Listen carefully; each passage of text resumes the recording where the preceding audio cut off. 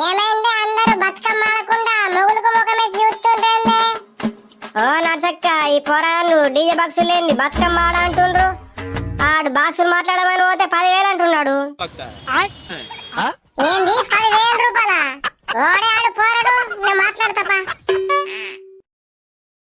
అరే పొడా, ఇక బతుకమ్మ కాడ 2 బాక్సులు పెడితే ఏమైతుందిరా? 10,000 రూపాయలు అన్నమాట. నర్సక్క, రేట్లన్నీ పెరిగిపోయినాయి. 10,000 రూపాయలకు ఒక్క రూపాయి తక్కలేదు. నేనే తక్కువ చెప్తున్నా ఇంకా మీకోసం. అరే బేట, కొంచెం ఊరోళ్ళ ముఖము ఆడకట్టోళ్ళ ముఖం చూడాలరా. వేరూరోళ్ళకంతే పైసలు, మాకంతే పైసలు ఆరా. ఈ ఒక 2,000 ఇస్తాం రా పెట్టిగా. మా పోరగాళ్ళు అప్పటి సంది మొత్తుకుంటుండ్రా డీజే బాక్స్ అనుకుంటా. పెట్టు కొంచెం పెట్టు. నర్సక్క, నీకు దండం పెడితేనే మొన్న గణపతి పండుగ మొత్తం లాస్ చేసినావు. 1,00,000 రూపాయలు డీజే 10,000కి ఇప్పించినావు. ఇప్పుడు 10,000 ఇయ్యంటే 2,000 ఇస్తా అంటుర్రు.